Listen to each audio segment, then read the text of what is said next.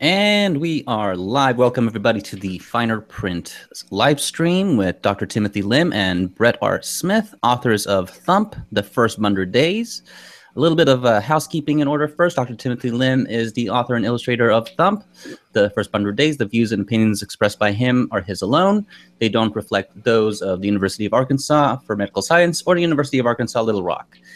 This live stream is conducted off public property and is no official connection to any university function.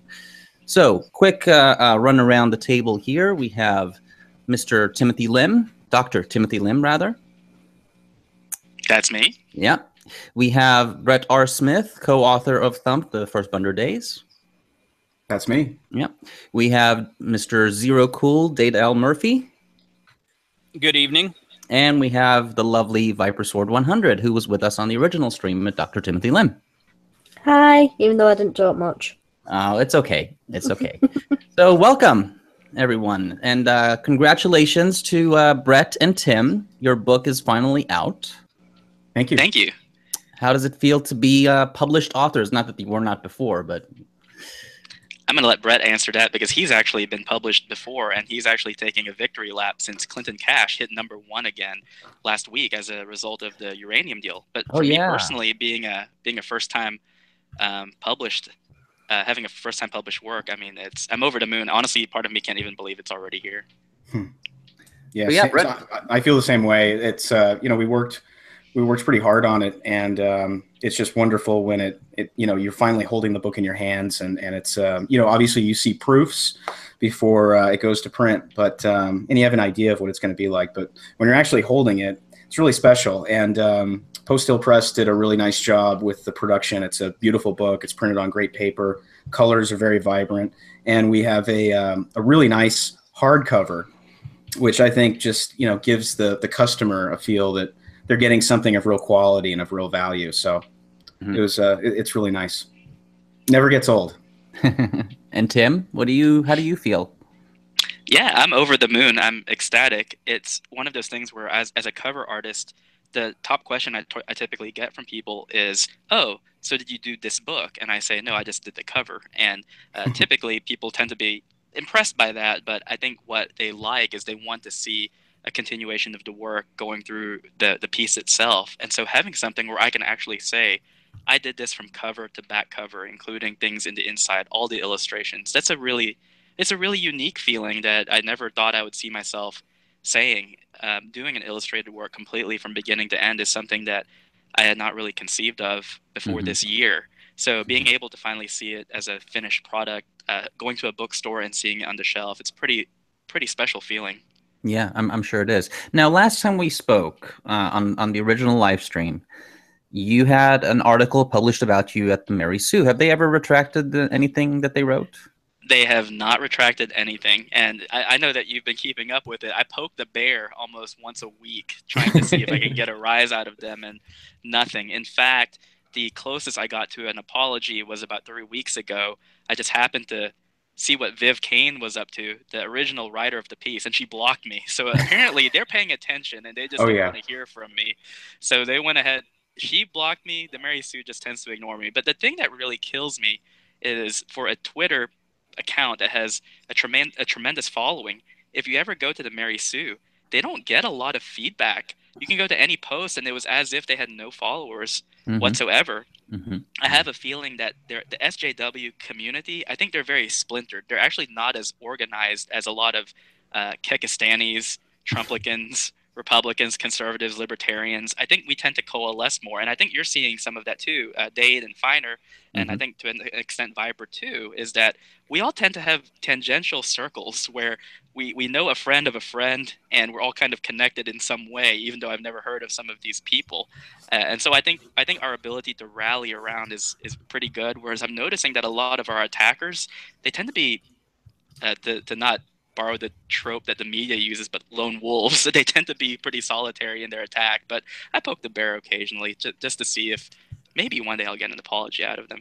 Now, speaking of poking bears, there was another article published about you about something that is completely unrelated to Thump. About that was it a cover art of a girl with the Confederate flag as a costume?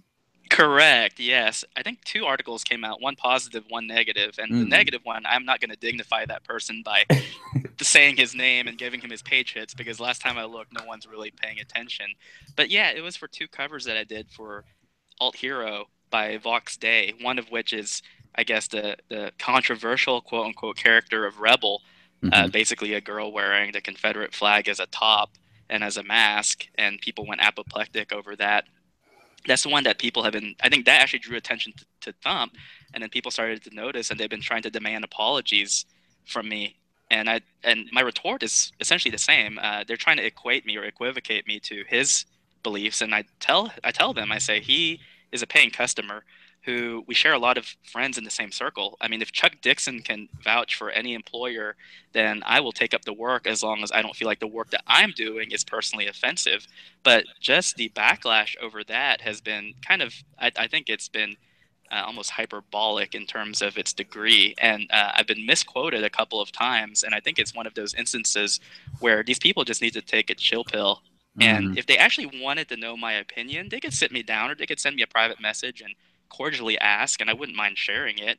But they don't. I have the feeling that these people don't really want to. They're so used to ad hominem attacks that that's all it is. They have no interest in actually, quote unquote, dialoguing, which they claim to be the arbiters of, and all they really want to do is just sling mud. But that's okay. I just ignore them and go away. I know that that person, he picked a very terrible time to do it. He actually did it the day that Thump came out, and I think what he wanted to do was kind of basically ruin our moment, but he got flooded in all of the tweets and a lot of the feedback that I think he just took his toys and went home. Which is kind of like the tactic reserved to those people. Exactly. Now, speaking of Thump, I know that you guys are usually the ones who get mentioned the most, but there are other people involved in this book. So let's talk a little bit about Mark Pellegrini and is it Medine? Is that how you pronounce it? It's Colin Medine. Colin Medine. Yes. So I'll talk a little bit about Mark, and then Brett can talk about Colin, because we ended up pairing up in couplets. It's funny because first it was Mark and I originally coming up with the idea, and then we got Brett involved when we know that Brett was looking around trying to spearhead conservative efforts, and then after the 3 of us moved forward, then Colin, who was a friend of Brett's, decided to join. So Mark is the writer. All the rhyming couplets that you see in there were his wordsmith. Colin had a lot of input, and he was the one who actually suggested the couplets to begin with. Originally, we were just going to have 3 pages of full text, but Colin was the one who suggested there's something off where the illustrations are still not telling the full tale. We feel like they're, in order for it to have a child's narrative, you have to guide them along. And so all of the rhyming couplets, as far as their composition, that was all Mark. He is, I guess we kind of joke, we call him kind of the Matt Drudge of our little circle. He does not like the spotlight. He does not like interviews. He's flying under the radar. He listens to all of them, though, and he does lurk on Twitter, but he uses an anonymous account that he told me not to share with anyone so that he can troll and so that he can observe. But he's loving it. He's loving every minute of it. He was very proud. Now, as a person who wanted to be an author, he's over the moon, ecstatic that this is something that he can finally see, and so he's very happy about it. Now, have you gotten any positive reviews instead of just the negative stuff? Oh, sure. We just had a major one. Brett actually told me about it probably 2 hours ago. Jack Posobiec actually did a huge piece on it. I think he blasted out maybe 7 tweets in succession. He did a live read of it. Megan Fox, who works for Pajama Media, she did a live read of it in front of her children. We have gotten a series of tweets from Scott Adams. I don't know if he's actually read the book itself, but he's already judging it on its front end, and he's said some very flattering things, almost like a de facto endorsement. So we've been very, very pleased with it, very pleased with the turnout. And on Amazon, last time I checked, actually I can't look at it because it's one of those things where you don't want to watch because it can go either way. But my wife thinks it, yeah. Exactly. My wife tells me that our reviews on Amazon are mostly 5-star, and the 2-star reviews that are on there, she's not sure if they were meant in jest or if they're serious, so funny. but they're funny. Brett tells me they're funny. There's one that's really funny. One person just has they rated it 1 star, and it just, and the comments, it just says LOL. But let me read you this one. I just cracked up when I saw this, and I was kind of like, if I could ever ask for a negative review, I'd probably ask for this one, because it's actually kind of creative. This person gave us 2 stars, and here, just taking a minute. In the meantime, I'm gonna post the Amazon link in the description. I forgot to do that. Talk to me for a second about Scott Adams, because I do know, and I don't want to give too much away, but I do know that you had a page in the book dedicated to him and his book Win Bigly. Here, I've got it right here. Just interject. Yeah, Watching horror as this lovable orange bunny completely destroys your garden. I mean, come on, that's funny. I mean, So, but no, Scott's been fantastic. In fact, Tim's being modest. Scott tweeted out recently that Tim is his favorite illustrator. Wow. And I think that a lot of the positive feedback from Scott Adams comes from Scott's an admitted, not very, he's always said, I'm not the best cartoonist, and I admit that. And I think that he looks at Tim, I think he looks at Tim as somebody who he wishes he could probably draw like, because he really likes all of Tim's art and has liked it and retweeted it on it. I mean, Tim, what do you think? Like at least half a dozen times, maybe a little bit more? Yeah, if not more. Yeah. He's either retweeted, liked, or commented. Sometimes on ones that wouldn't even tag him in, and then there's some where he almost retweeted immediately. But I think I don't know, and it's funny because he doesn't follow me, but I've also noticed that there's a lot of people who comment on our page who don't follow me, so they must just be clicking or checking in every once in a while.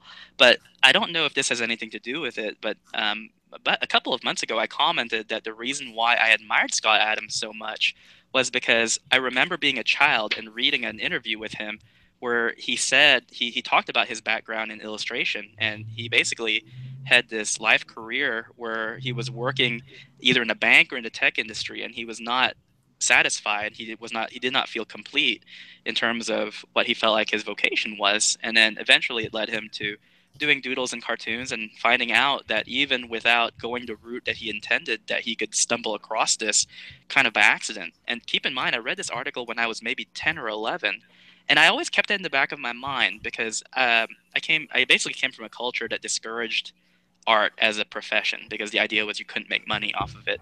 But I think a part of me always retained that story of, you know what, you might not be walking down this path right now, but if you just keep up your hobby, maybe something will come out of it in the future. And so again, I stumbled into art kind of by accident, working in merchandising, because I found out that you could actually make some pretty good money doing that.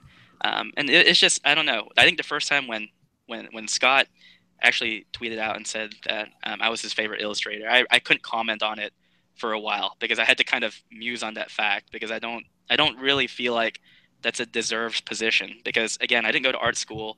I don't honestly know what I'm doing most of the time. I tend to just mimic what other people do, and I try to learn some techniques in the best way that I can, mostly through osmosis. So coming from him, and again, I don't know if he's ever heard me comment on that. I know I've mentioned it several times in different places, but if he's listening, I mean, it's a very heartfelt thing. And someone said, well, you're losing to Win Bigly. And I said, that I will wear as a badge of honor, because Scott Absolutely is a veteran of the industry, and I will gladly take a second or a third place or a fourth place or a fifth place to him, just for the fact that knowing that anyone would compare our work to his is a great honor in and of itself. Yeah, just the association is fantastic. And, we've been paired up on Amazon with Scott and with Win Bigly. If you look at our page on Amazon, down below where it usually says frequently bought together and they pair items, you have Thump and Win Bigly together. And it's been like that for, at least a couple months. So, I mean, having that also kind of attached to it has been, it's an honor and it's a lot of fun. And it's definitely, I think, given us some added exposure. Oh, absolutely. Mm-hmm. Absolutely. Now, let's talk a little bit. Dade, you said you had something that you wanted to talk about earlier in the pre-show. Well, it was really just the fact that, one, I honestly never thought I'd ever get an advanced copy of any book ever in my life, let alone knowing that at least if this is a first run card print, that I have one of 50 cards in existence for the Trump card, which, you know, as cool. I posted on Twitter for your reply, Dr. Lim, Sebastian's jaw dropping, and then that was pretty much it for me. I'm like, but I have a friend who actually owns a bookstore in a town south of myself, in a small town called Muscatine. And I travel to and from there every once in a while, and I help her out and I help her do stuff. And she's a liberal, but she didn't like Sanders. She didn't like Hillary. She sure as Hades didn't like our president, Mr. Trump.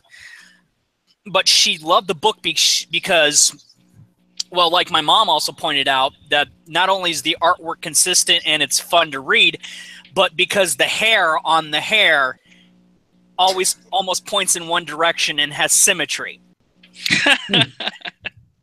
Well, that's very flattering, and I was reminiscing on that when you said that in the pre-show, because I distinctly remember one illustration, and it's the illustration where I literally just took a tweet from the president or the candidate Trump, and it's the one where he's eating a taco bowl, and we just recreated the tweet literally, except we put the rabbit in the taco bowl.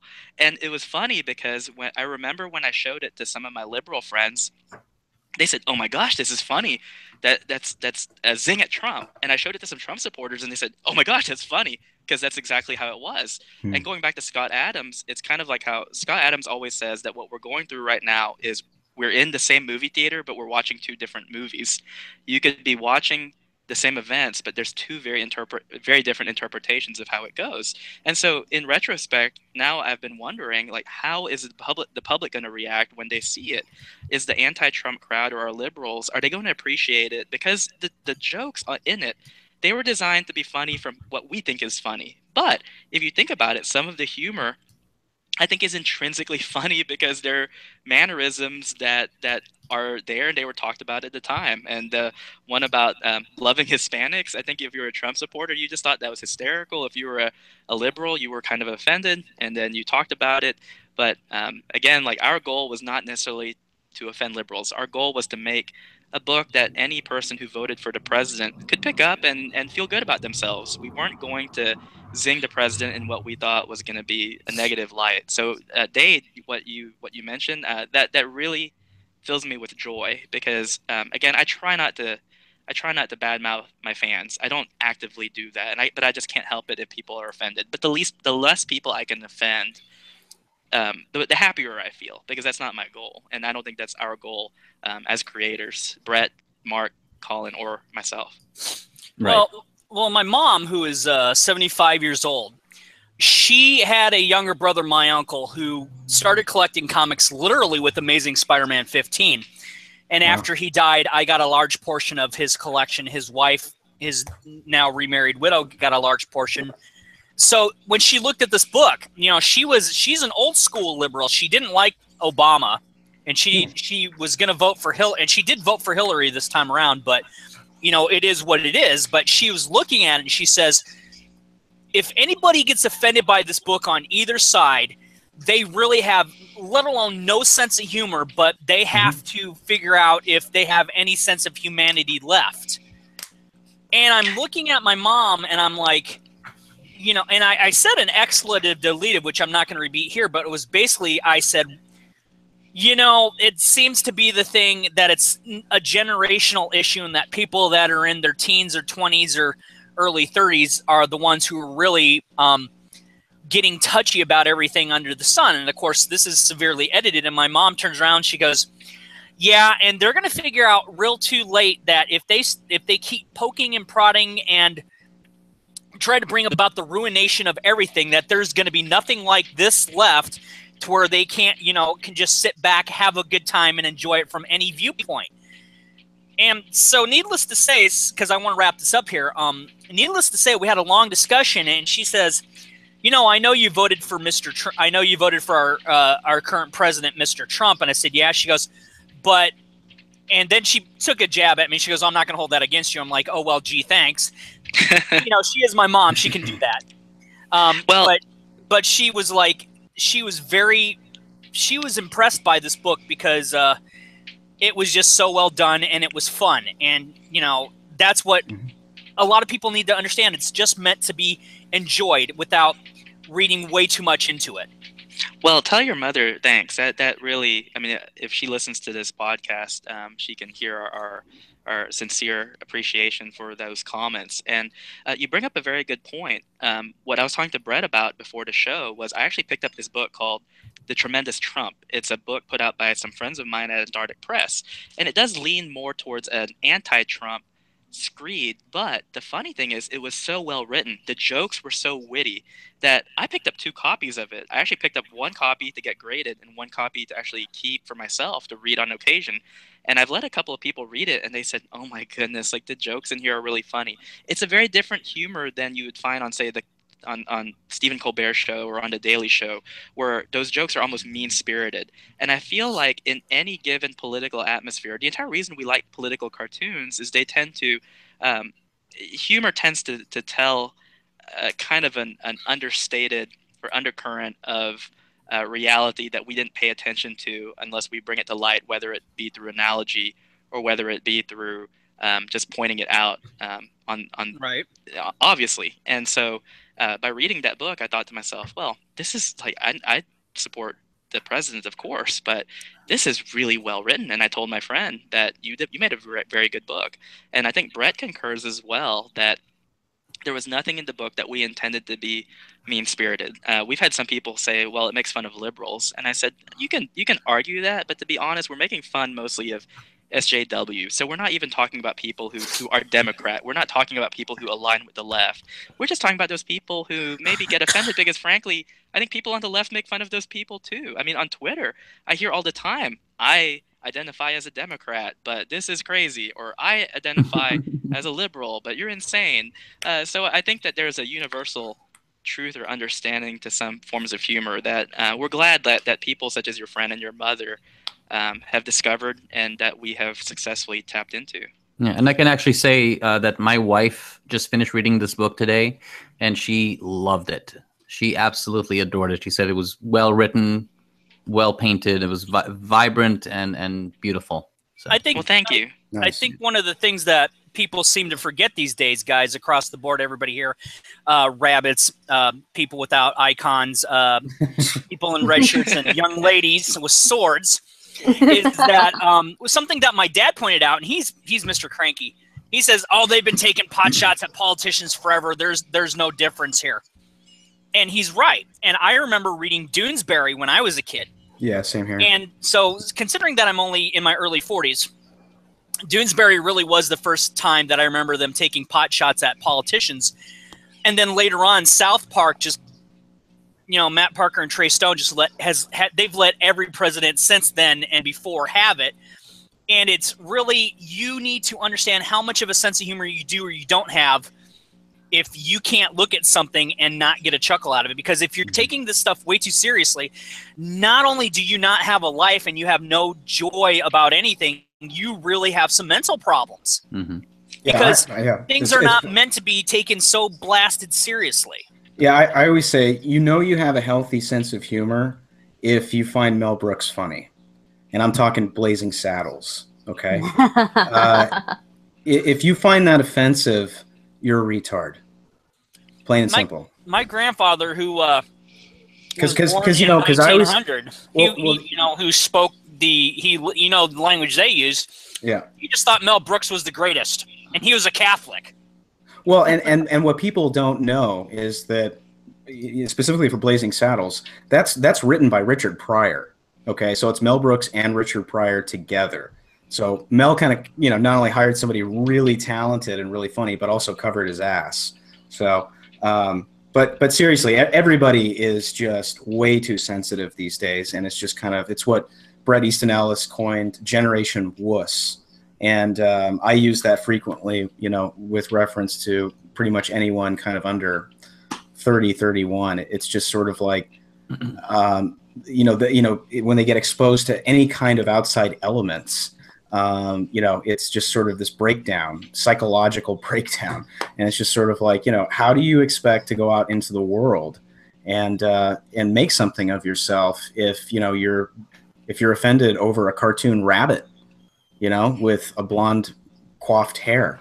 So, but fortunately, I've had plenty of left of center people approach me on Twitter and elsewhere who say, this obviously isn't a book necessarily for me because I'm not really a Trump supporter, but the artwork is beautiful and it's very funny. And I would probably recommend it to one of my conservative friends, if they actually really have any. Speaking of that, that's actually a really good point that you're making here. We're seeing a lot, and this is probably just me on Twitter and a little bit on YouTube, but we're seeing a lot of material that's coming out of publications like Marvel and DC that are, how should I put it?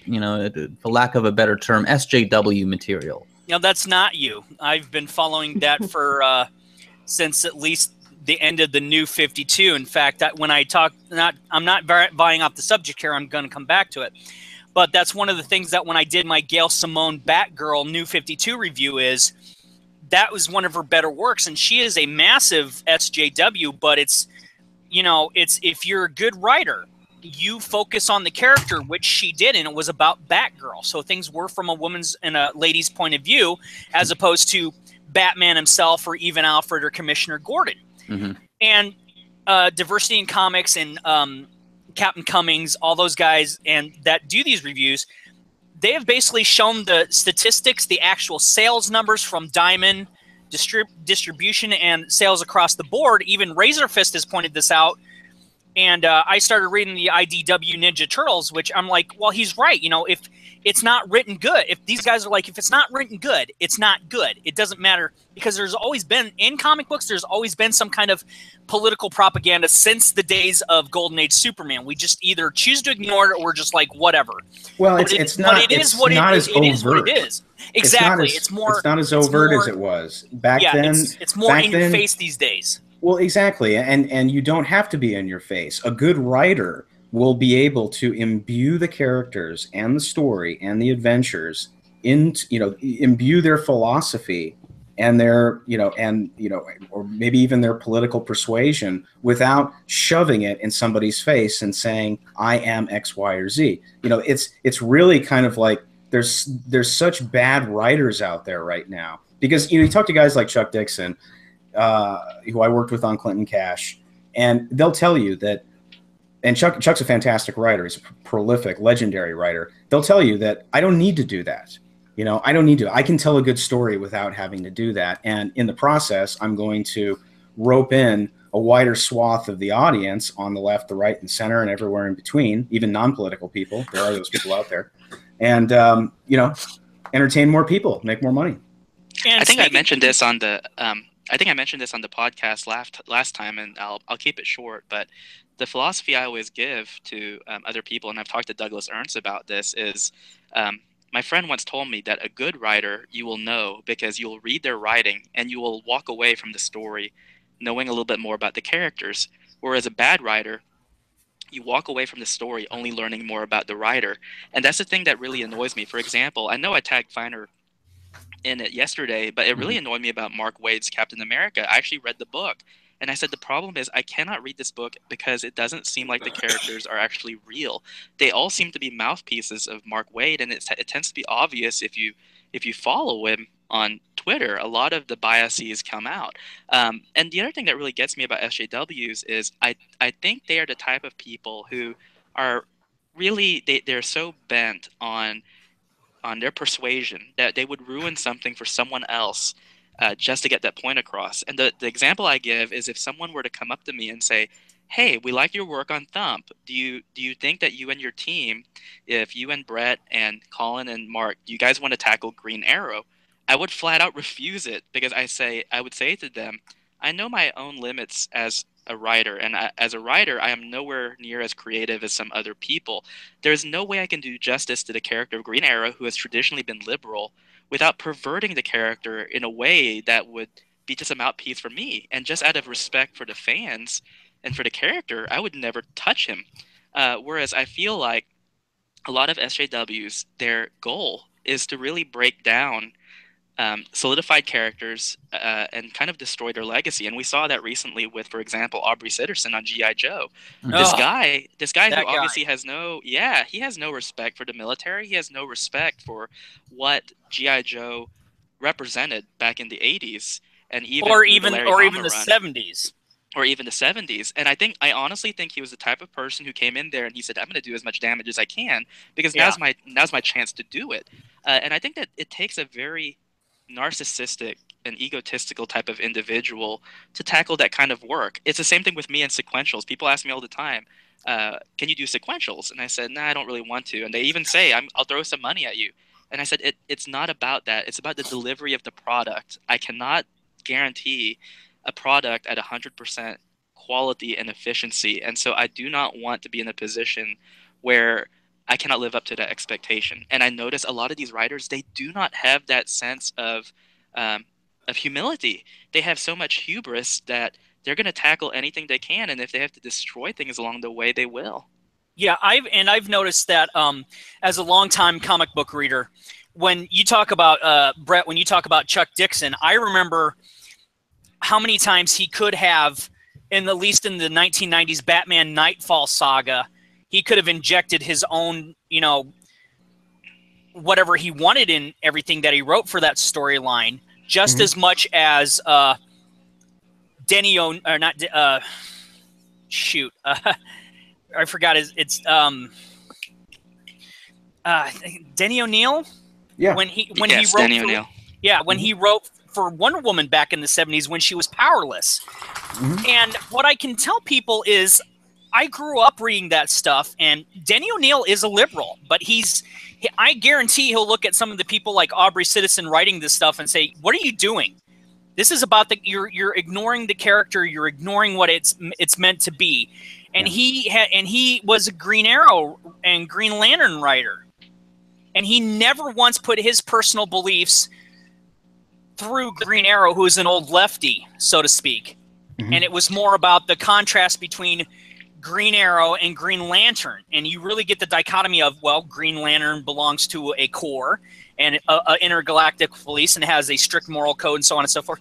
But that's the difference between these types of writers. People like Chuck Dixon, Max Allan Collins, who took over for Chester Gould officially for a long time, who was pro-police and law and order, and Denny O'Neil, they wrote for the character to see what they could do with the character as best as they could and expand upon the mythologies. And even Gail Simone, who is an SJW, has done the same thing. Her Birds of Prey run are fantastic. Her Batgirl stuff's fantastic. And it's the modern age of writers that are only looking to get a paycheck and build up their background to go work for Disney because they don't give a darn about Marvel Comics or whatever company they're working for. And that's really a darn shame because it's like, if my uncle was alive, he would have died from a heart attack. There was it was funny because so one of my favorite writers is Garth Ennis, and Garth Ennis is not a conservative by any stretch of the imagination. But the one thing that I quote on him consistently that I will always give him credit for is, for a man who's not even American, he actually wrote, in my opinion, one of the most memorably American pieces of dialogue I've ever seen. It was actually in his Fury Max run that was about 2 years ago. And it's the story of Nick Fury as he goes through basically 3 wars and sees the horror of war. And it's very almost nihilistic and cynical. And in the book, there's a character who is kind of an attaché to Nick Fury. And he's a young kid. He reminds me of Archie from the comic strip Archie. And he's kind of played off as this really naive, overly optimistic kid. And at the very end of the book, as all of Nick Fury's friends and all of his relationships are falling apart and people are dying and tragedies are occurring, the whole motive of the book is, well, the American flag, it doesn't stand for anything. It's worthless. It's just cloth. Look at all these people who lie and murder and whatever. And at the end, one of the questions that's constantly asked is, well, what does the American flag mean to you? And they never let the kid talk. The kid is actually the one who has the last word in the book as he's on his deathbed. And the kid says, what the flag means to me is the red and the white are the blood of patriots on the bandages of soldiers, and on the blue, it's all the stars in the American sky.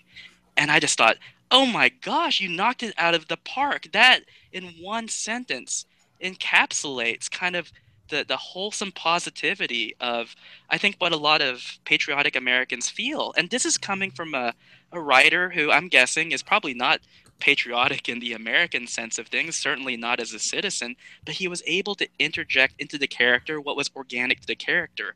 And it's that's the prime example that I give of, if you're a good writer, we will not be able to tell your political affiliation, because it's as if you're just trying to give voice to the characters and not have the characters be a voice for you.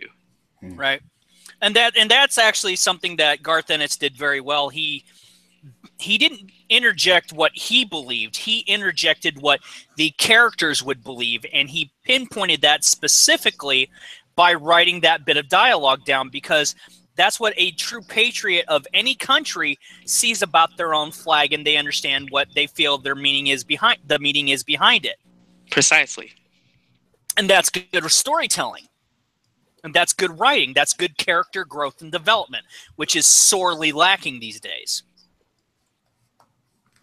Yeah, because if you, for your listeners out there, if you pick up the recent issue of Captain America by Mark Waid, there's actually a series of panels where it's kind of a celebration for Captain America. So people are up on the stage talking. And lo and behold, without knowing what their political affiliation is, you just assume that they all voted for Hillary. One person, a man, goes up to the stage and he says, "He's so handsome." So it's like, oh, we get it, Mark Waid. Okay, he's gay. And so that's why you felt like you needed to put that in. And then obviously there's a person up there who says he punches Nazis, and that's cool. And at this point, you're just thinking to yourself, you know, every time you do that, you just take us out of the story. None of this seems organic to what is actually happening. And I think Diversity in Comics might have talked about this yesterday, but he said the weirdest thing is that the American people, if you look, especially in light of what's happened this week, whenever you pick white supremacists as your main antagonist, as if that's the plague that's keeping Americans up at night, I mean, you're not fooling anyone. I mean, I don't even think you're fooling SJWs if they're honest with themselves. I think that they read this and they think, yeah, that's not really what keeps me up at night, wondering in the morning if the Klan is going to burn my car or whatever. And I'm not going to go on to a political thing here because I really want Viper to jump in too and have some say. But that's one of the things that your book has accomplished is not only does it have a sense of humor, not only does it have a consistent flow style, it has wonderful artwork and is really well edited. It's the fact that you're getting people from both the left and the right, if you are to go that direct route, as opposed to the general three of the left, the center, and the right, group of people, and they're seeing our president as a bunny rabbit in some of the most preposterous situations. And I'm guaranteeing you, even President Trump's probably going to read this and laugh his butt off, because unlike the time when Obama has been in office for 8 years and everybody was, stepping on what's the saying? Stepping on eggshells. Eggshells. Yes. Yeah. I was thinking peanut shells, but stepping on eggshells. It's kind of like, okay, the kid gloves are off, and you can either roll with the punches or you can get steamrolled. And personally, as a guy from the Midwest, where I've had people say to me, "Yeah, you're an effing white male," I'm like, "Yeah, I'm also over 40. You think I care what you think?" And they're like, it's refreshing. And it's refreshing that we have a book like this that, again, to reiterate my point, liberals look at it and they love what they love about the physical part of it, the books, the pages, the artwork, the format, the design, the hardcover. And we have people that, and I've had people that who don't vote, who play card games, love the card. And it shows that people are just really sick and tired of shenanigans. But yeah, not just that, but I think we're... Yeah, and I just think that as Americans, and the good thing about kind of the movement, and I think people on Twitter, you guys especially, and I just love seeing like how we leech fans off of each other, and I think that's really cool because we've really built up a community. And really, what we really want to do is, as a community of people and of readers, we just want something to rally around and celebrate. When was the last time that we actually were able to just agree that, hey, we need to rally around something that's kind of fun, that we can agree on is very entertaining, and that even though it does have a political nature to it, it is lighthearted in what we were trying to accomplish, and that's something pretty rare. And I noticed that one thing, and I know Finer brought it up recently earlier in the show, was a lot of our haters and our trolls. I think the more apropos term is definitely haters. I can't help but feel that these people have either so much time on their hands or are so obsessed with just taking down anything that disagrees with them that they have nothing better to do with their time. Other than the Mary Sue, I don't actively go out and try to troll people. I mean, I will typically just stay in our little corner in our community, and I don't even treat it as an echo chamber. I even told someone else I haven't even blocked anyone on Twitter. People can come at me, they can make comments and stuff like that. I'll punch back, but I also feel like we're a little bit more open in terms of what it is that we're looking for, and especially because I know we're all kind of involved with Comicsgate, quote unquote. None of this stuff is cloak and dagger. I mean, if these people want to know what readers want and what people are looking at for entertainment, they don't have to look very far. They just have to look and see what guys like you and guys like me and Brett, what we're creating, how we're selling. Brett is a New York Times bestseller 2 years in a row at 2 separate times in history, coinciding with each other. I mean, surely someone out there has to be paying attention and saying, you know what, maybe we should just give this a try, because there's a formula here that's obviously working. Absolutely. Is it safe for me to talk? Oh, absolutely. It's safe for you to talk, Viper. Just going back to what Brett said earlier about the under 30s being a wuss. Should I go since I'm 27? No, we want you to stay, Viper. You're an exception. Are you wuss? No, I hate them.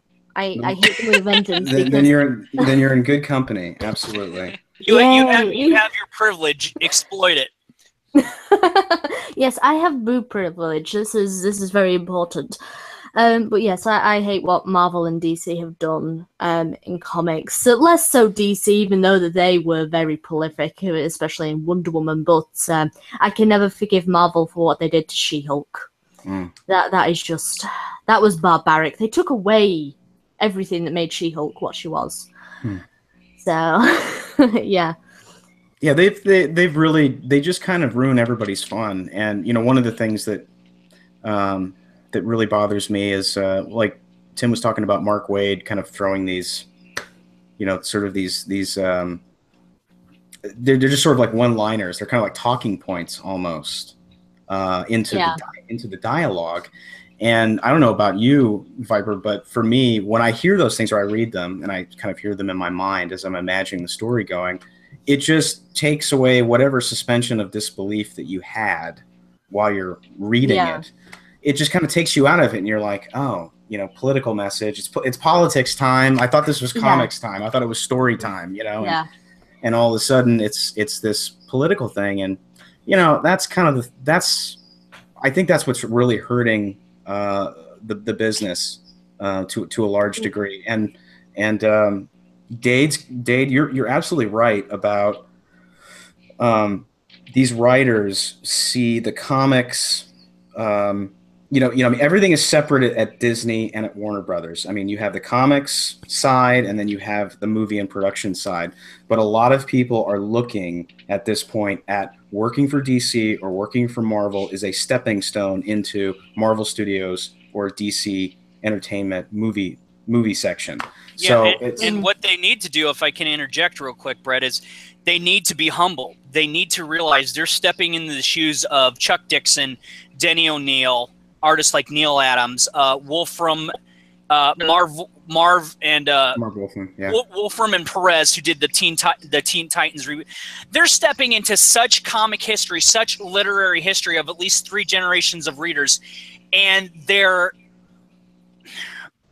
destroying it. And people from across the globe are looking at us and thinking, what are we doing?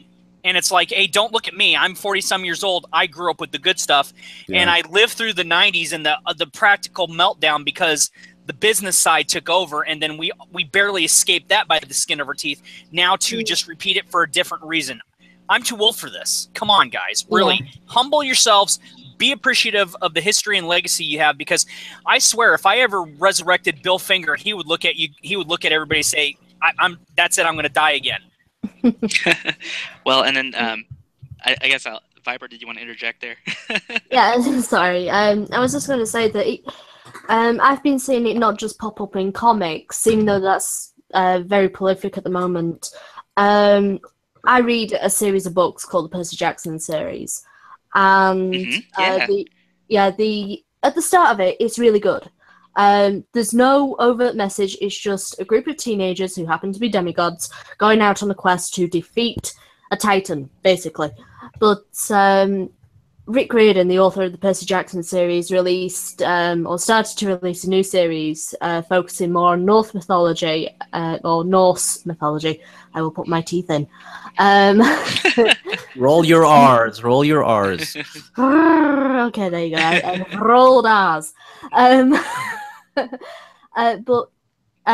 He's brought out some books called the Magnus Chase series, and the first book was all right. It was basically a copy-paste of everything that has been happening in the Percy Jackson series. Main character finds out that he's kind of a demigod, goes out on an adventure to save the world, end of story. But the second book, that's when I was going, and I'm getting taken out of this book because I'm getting slapped in the face with a political message, because one of the characters said, "I'm non-binary. My pronouns are she and her," and I'm like, just gone off the rails.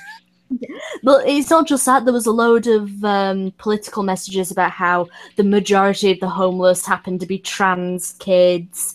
There was messages about Islam and everything else like that, and I'm going, am I reading a story about Norse mythology or a political message I don't agree with? Oh, God. Well, I mean, you can't. It's no escapism. Yeah, this is something that comic books used to be the new mythology, the gods among us, all of that stuff, and now we're getting all of the weirdos walking among us instead. Look at America Chavez. She's a queer lesbian. Latinx alien. I mean, she's alien. How could she be Latinx? Can I just say that the art in America Chavez comics, I wonder if they are men and women, because a lot of the women look like men. Well, it's that whole they call it body positivity or body shaming, but it's the idea that all women are beautiful. It doesn't matter their shape and size. And this is why I don't draw, because I can't draw body types of any kind. It all looks like a stick figure.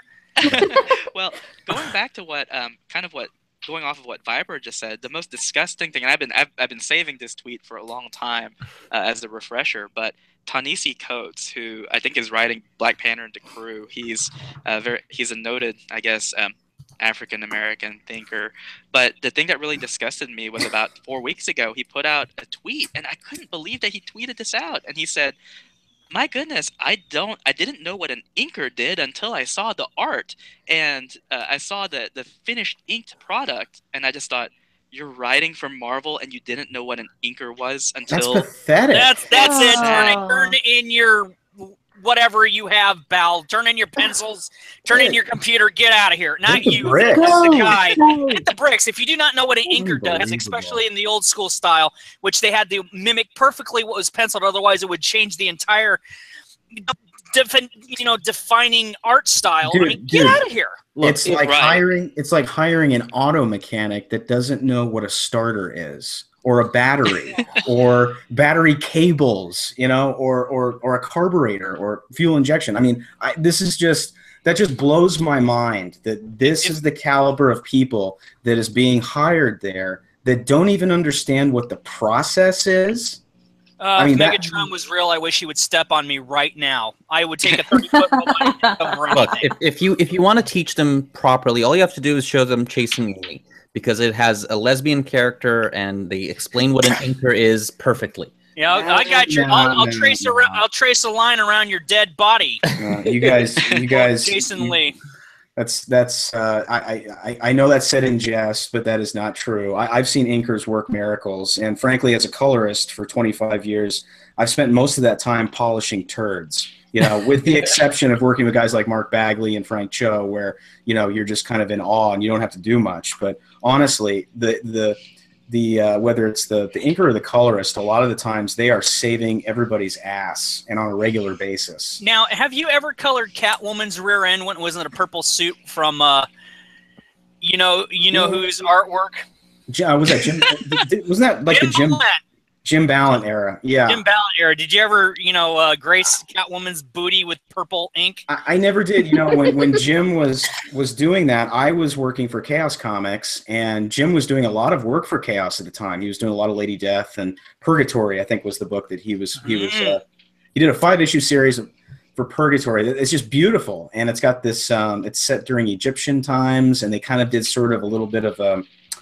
I think they made Purgatory like chicks. I think that's what was going on in that story. I think. Well, now I have to see if your coloring skills were on the Iced Earth Days of Purgatory compilation. It was not. I dated a girl whose brother was in that band. So during that period, but I remember that band and that whole era, the Chaos guys and the Iced Earth guys, I guess, used to hang out. We used to go to concerts together and stuff. So it was pretty crazy. But working with Chaos back in the mid 90s is when I got my start in the business. And at that point, Chaos Comics was outselling Marvel. Oh yeah. That wasn't hard to do. Well, but we were moving a lot of volume because Brian Pulido, who I've always described as the Gene Simmons of comics, was just this master marketer. He put Lady Death and Evil Ernie on nearly everything. I mean, shot glasses, refrigerator magnets, cards. Yeah. You do like a black onyx variant cover for Purgatory, and then you do a silver onyx variant cover. I mean, you remember that era? It was I very much remember that era. And SF Debris did a whole video series on why it almost ruined everything, and if it did, we wouldn't be talking right now. Yeah. Now, I have a question for Dade and for Finer. So, since both of you have read the book for Thump, what would you say is your favorite page? Oh, where to start?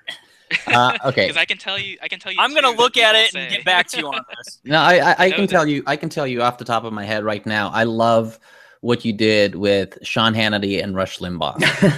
That is by far my favorite part of the book, just because you capture both exactly how I would imagine him as an animal. I love Manny. I won't ruin it. I just it was funny. Yeah.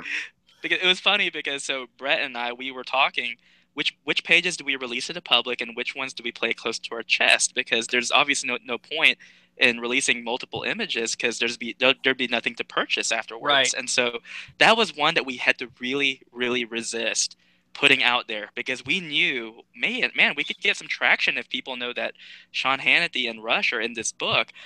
Brett, actually, that was where Brett's editing came in. We actually went through about 3 revisions for Rush. He's actually hard to depict as a bird. I mean, he's tough.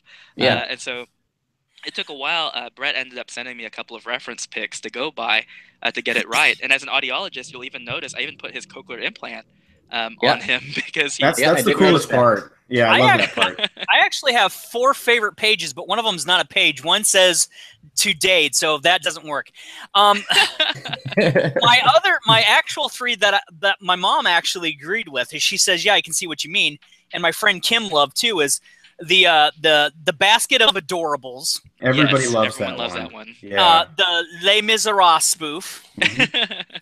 And I would have to say, if you were going to release one, simply because of the artwork, it doesn't really give anything away, because it's the one with Melania, our first lady.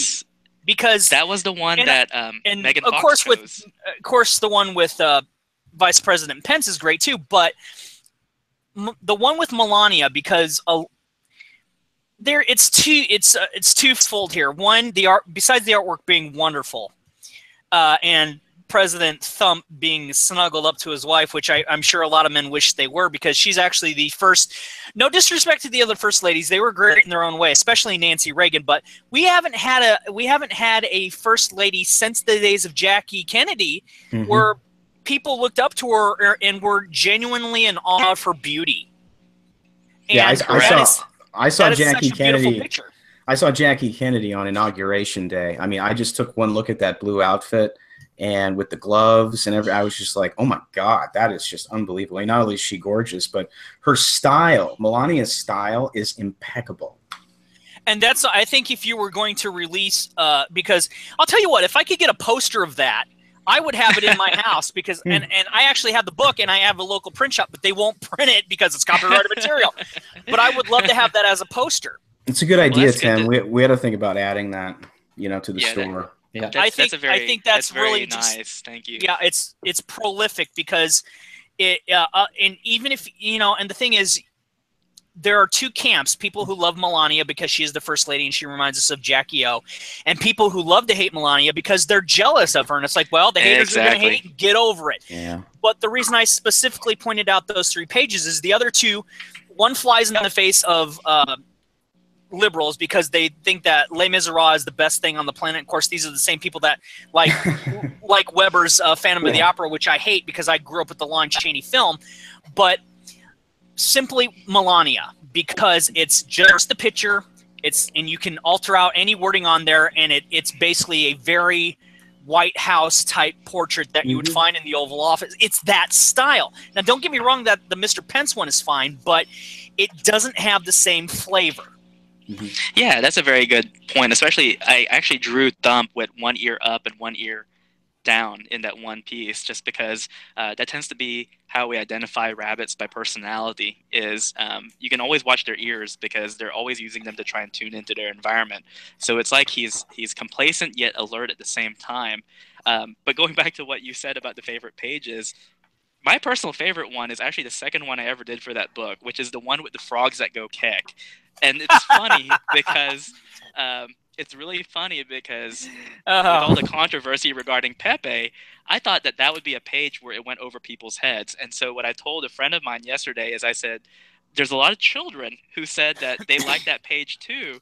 And I said, well, that shows that the kids know more about pop culture than CNN does, who thinks that Pepe is a white supremacist. And if you were going to go the pop culture route, you would have to release the one with Soros being Dr. Claw. Exactly. Yeah, on that. Yeah, Jack Posobiec today did a live stream reading with his fiance. Is it Tanya? Is that right, Tim? Tanya. Yes. And he loved that one too. He picked that one out, and he was like, "This is one of my favorites because it's got a Inspector Gadget kind of Easter egg in there, and you've got Dr. Claw, but it's George Soros." And he especially liked that one. That's one of my favorites as well, just because of kind of the pop culture reference to our childhood when we were actually watching. We weren't watching Inspector Gadget on reruns. We were actually watching. No, we were watching it first run on Nickelodeon. Exactly. along with Count Duckula and everything else, which I'm not going to get into. I have breaking news. Ooh. I have breaking news for everyone. So my wife just texted me. Jack Posobiec put us over the top. We are now ranked 800 in all books on Amazon. Holy shit. And we're ranked number 3 in political parodies. Wow. Yeah, very nice. Very nice. Yeah, thank you guys so much. Congratulations. It's people like you guys who, like I said, this was really like a grassroots movement. I was actually talking to I'm not going to mention his name, even though I think I mentioned him earlier in this podcast. But it's interesting because when you look at people who were maybe part of this kind of community or this culture, not everyone was a Trump supporter. They might have been conservative, but they didn't like him. And one thing that I told this guy that I really like, who has a podcast, I said, now I know that you didn't vote for Trump, but has it ever occurred to you that everything that we're doing is Donald Trump, President Trump, is kind of a symptom of what we're all thinking. In other words, what you're doing right now with your podcast, trying to pick up followers, trying to get people to listen, that's essentially tapping into the zeitgeist that we're all doing right now. And it never occurred to him. He had never thought about it that way because he doesn't like the president. And I said, but you're a conservative, and yet think about it this way. I still support you because I think that that's the most robust type of exchange of ideas that you can have. in an arena of ideas, being able to speak freely about it and recognize those things that we have in common, that goes a long way. So again, like, it's people like Feiner and Dade and Viper and obviously Brett who kind of spearheaded all of this. You start slow, and I think in the last year, especially in 2016 going into this year, you really see the power of grassroots movements and how you start small, but you'd be surprised. You can amass a lot of people, you can organize, and you can get things done. So I just wanted to share that, because obviously we started with you guys, and here we are kind of revisiting again months later, and here we are again. Yeah, I mean, this is to close a circle, so to speak. Yeah. Exactly. I'm actually just blown away that I'm talking with people that, one, I will never meet in my hometown of Davenport. And where's Davenport? Is it Iowa? Yeah, it's on the eastern side of Iowa in the Quad Cities. And like I said, I've met Max Allen Collins, and I found out, he's done DC stuff, and he wrote, literally, he was hand chosen by Chester Gould because I love Dick Tracy, but I have less than 20 followers, and all I love to do is just talk about stuff I love. And I try to avoid the political stuff as much as possible because, one, I'm not really good at it, and two, I do have a bit of a temper, and it serves no purpose to yell and scream and be the old man yelling at clouds if I can help it. Well, and here's the funny thing, Dade. You don't have to talk about politics, and I think that's I don't, and that's why I do what I do. But it's when you first off, when you said, yeah, I'll send you an advanced copy, I honestly like, yeah, whatever, because this guy's, and I told my mom, it's like, this guy reminds, and I wasn't complimenting you and I wasn't kissing your rear end. My mom understood the reference when I said, this is like me getting to hang out with George Perez during the Teen Titans run when I was a kid, because I love that series. And she says, well, if you ever get to talk to this guy and you actually get to do a book review, knowing that what you love about art and comics, talk about the style of the work and why. And that's where that's what you're asking me to do, which, as a small town Iowan, I'm like, I'm blown away. Well, the good thing is this. And with respect to Brett and you, Tim, I've actually only met 2 real life celebrities in my life, and you guys are on the bookend of being celebrities if you think about it. I've met Gabriel Iglesias when he came to the Adler Theater, and I've met David Ellefson of Megadeth, and that was like, yeah, wow. Dave and I, Jackson, Minnesota. I'm like, holy I'm David Ellefson. Yeah, Dave, Dave and I used to go to the same chiropractor together up in Scottsdale. Call him Junior. Up in no, seriously, I'm sitting at my chiropractor one day, and all of a sudden Mustaine walks in, and he's there. There's Dave, with the hair and the whole deal, and he sits down next to me, and and he kind of like grunts because he was obviously in pain. So there to get his back cracked. He was probably my age. He was probably at least 40 at the time, and I was probably in my 20s. Before he blew his hand out. Yes, it is. It is. So anyway, I never really bothered him. I talked to him once. I just told him, how much I loved his music, and that Rust in Peace is like the greatest Megadeth album of all time. Oh, you're in good company here, Brett. Oh, I mean that lineup, dude. I mean that lineup of Marty Friedman and what's his name on drums, Nick Menza. Oh God, rest in peace, Mr. Menza. Yeah, it's just gnarly, and we all knew that lineup wasn't going to last very long, but it was probably the most talented lineup that they had ever had outside of having who's the guy. Talk to me. I know everything. Chris Poland and Gar Samuelson. Chris Poland. Thank you. Return to Megalopolis, Mr. Chris Poland, who I have met. Wonderful album. Really nice guy. But yeah. Anyway, so and then like probably about like 10 years ago, I was sitting at my same chiropractor, and Ellefson walks in with like his little 5-year-old boy, and they were just trying to kind of jump in and jump the line, and my chiropractor, Dr. Tim at the time, not the same Dr. Tim that's on the. The air here. He was just kind of like, just hang out, Dave, and I'll take care of you. So Dave sat down, and we had like probably at least a 10-minute conversation. And Mustaine is very intimidating, and you don't really want to bother him. He's kind of one of those guys. Ellefson, you just want to talk to all day about music and all kinds of. Well, he's a farm boy, So yeah, I mean he's a really down to earth. I always figured he was probably someone from the Midwest because he's just kind of Jackson, Minnesota. Yeah, most nice, the nicest guy, devout Christian. I mean, just super awesome guy. So anyway, didn't mean to sidetrack. No. It's the point to round things back out is when Finer Point says, "Hey man, I want you to," and I don't know if it was him or me, and I said, "Dude, we got to do a book review." Yeah. And he's like, "Yeah, and he saw my review, and I'm sorry that it was on my iPod and I turned it sideways and everything. My bad." But yeah, I do pick on myself because I didn't know it was going to do that. But I strictly came at this from a comic book lover's viewpoint as a guy who grew up with Ed Repka and heavy metal artwork and Nagel and all this other stuff. So when I say this, it's very genuine. It's like this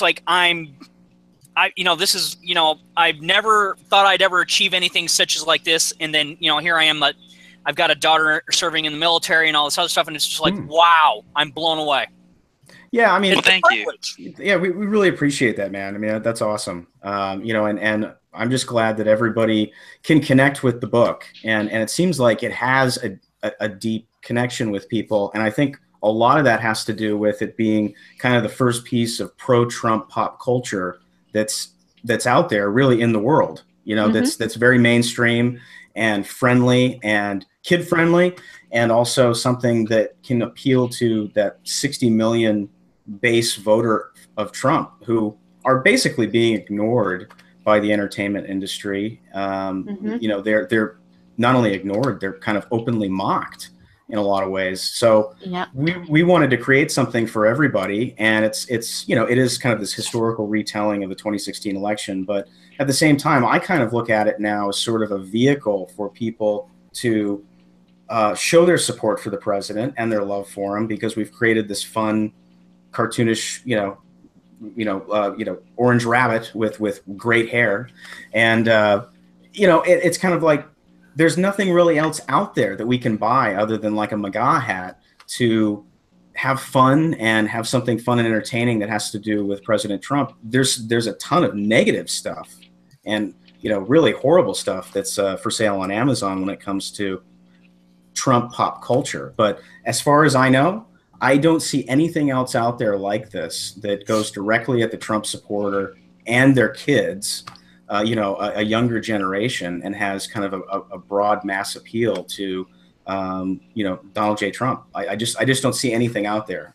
Well, maybe not so much for kids. I would say, and this is, your book as well, which is Clinton Cash, but also the SJW handbook. Yeah, that's Lisa, right? Lisa, right. She's great. I think that's probably the only 3 publications currently out there that are irreverently funny. But also try to make a point. You guys should have Lisa on. I'll put you in touch with her. Oh, I would love to. Yeah, we have kind of an on again, off again podcast called Political Punks that we do. In fact, I talked to her today because she was doing Charles Payne to promote on Fox News to promote the SJW handbook. And I said, we should probably do a podcast again. She's like, yeah, since we both have books out, it'd probably be a good idea. And but she's fantastic. She's one of the best writers that I know outside of Mark and Colin and obviously Chuck. But Lisa's just tremendously talented, and that book is hilarious. It's really funny. So, and I had a little bit of a hand in getting her to do it. So, but don't tell her that. You know what I find funny is that your book being the only and let's be real, people. Let's not lionize President Trump, because that's the biggest thing that happens to the constituents is they lionize their president or their candidate, and then when reality sets in, everybody makes mistakes. They decide to go and say, I'm turning my back on you and everything else and so on and so forth. And but I remember when Obama was elected and DC and Marvel and everybody was doing all these the Spider-Man cover. Yeah. And I'm just like, I'm like, are you effing serious? No, this is bull crap. And my friends were like, well, you love comics. I said, no, dude, this is propaganda. This is straight out propaganda. Yeah. And not unless they did that with every president. Yeah, and they've never done that with any other president. Yeah. Sure, do they do it with Bush? No. Do they do it with Bush? Now, the closest thing, no, because like everything else has been parody. I mean, Frank Miller parodied Reagan, but that was fine, you know. And they even they've parodied presidents left and right, justifiably Mark Millar had, you know, GWB and Dick Cheney in Ultimates. Yeah. I thought it was really cool. You know, there's like one scene where they're taking down Air Force One and George W. Bush is kind of flying around the cockpit and he's screaming, "Laura!" It's hilarious. You know, I love it. They genuinely lionized Obama, and they went way over the top, dude. It was pure propaganda, and now that he's been exposed for what he is, which a lot of people. And if you ever talk to Nick Taylor, a gentleman out of Detroit who I did a podcast live stream with, he'll tell you he couldn't believe how many people that were black basically just are in complete denial about Obama being what he is and everything else. And I said, well, this is what we get when we lionize people, because we don't accept the reality that to err is human, but to forgive is divine. And it seems like we consistently forget the second part and overhype the first part or try to ignore it altogether. And that's a good thing about, I guess, doing any work with the president, the current one. All his demons are public. And one of the things that people ask me is they said, well, what are the reasons that you support the president? And I said, well, first of all, I do agree with the majority of his platforms. But the second thing is I really feel like he's the type of person that I could go to like a McDonald's with and have a serious conversation with. That would be Pizza Hut, by the way. Pizza Hut, exactly. Or hang out with Grimace at McDonald's. But I think if you look at Outback Steakhouse with ketchup on his steak. But there's something about those quirky eccentricities and the good with the bad that humanizes him. And I think that's really funny because the left tries to use those qualities to demonize him. And I think to some extent, a lot of his flaws, which are out there and which are notorious, that should not avoid scrutiny. But for a lot of us, I mean, when, for example, he grabbed the pusillanimous hats, that was not something that did not avoid criticism from us. I mean, people had asked me, they said, well, what do you think about that? And I said, well, I don't condone it, but that was also 10 years ago. And right now, to be frank, I'm not trying to vote for someone who's necessarily a moral person. I'm just trying to vote for someone who I think is going to do the best for the country. And so I think it doesn't make him infallible, but it does make him sort of impervious to a lot of criticism, where nowadays people are they're so hard on him, but this is a man who's been beat up his whole life, and now it's continuing now. And so when it comes to lionizing, I think what you were saying was very appropriate. You have someone like Barack Obama, who frankly people lionize to the point where he has no faults. Whereas I think Trump supporters, I think we're a little bit more honest in terms of we know the guy's faults. I mean, they're all out there. The thing is that we think that he's pretty honest in terms of recognizing those failings, and we recognize them too. I don't think anyone will tell a Trump supporter, "Did you know those comments that he made?" And we don't just sit there with our hands to our face, thinking, "Did he really?" No, none of that. It's all very public. I love when people say that stuff to me, and they're like, "Hey, Dade," and like, "Yeah," and I go, "Did you know that he's been divorced and he's failed businesses?" I'm like, "Yeah, what's your point? Is that all you got?" Dude, you know what? Right. You know, when people say that to me, I say to them, "Yeah, it sounds like me. It sounds like a friend of mine. It sounds like." Exactly. I mean, that's everybody. Yeah. I mean, that's what's so absurd about this. It's like, who hasn't? Exactly. It's the old adage of, would you have a beer with this man? Exactly. Yeah, absolutely. And the thing about Trump is you have two generations that have kind of sort of a different reference point to the man. And Colin and I were talking about this the other day because it's there's the Gen Xers who know Trump from the 80s as the high-powered the high-powered businessman, this captain of industry who has built incredible buildings all over the place. He had the Atlantic City thing going with the casino and the Marla Maples stuff, the skating rink. I mean, all this different stuff. I mean, he was definitely a huge kind of media figure, but moreover sort of in the business aspect. Right. To the point where he was like marketing his own game. He had a board game from like Parker Brothers at one point.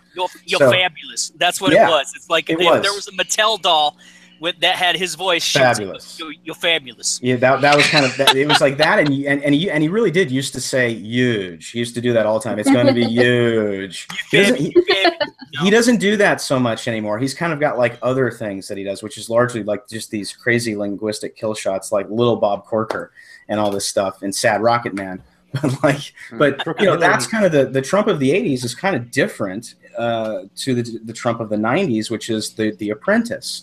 And you've got some millennials that have some reference point of him prior to being president, and it's usually associated with The Apprentice. And you're fired, everything, basically centers around him firing people. Nobody remembers the people that win that show. They only remember the people who were told to hit the bricks.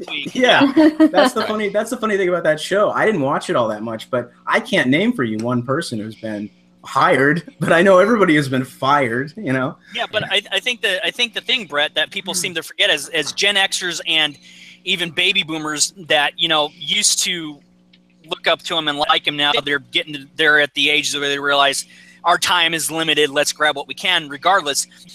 We knew he was a businessman first, even when we elected him, and that's what cheesed off everybody. He's always been that, and he'll probably cop to that. He'll always be that. Absolutely, he'll tell you that first off. That he's basically a general contractor and a developer. I mean, that's where he's made his money.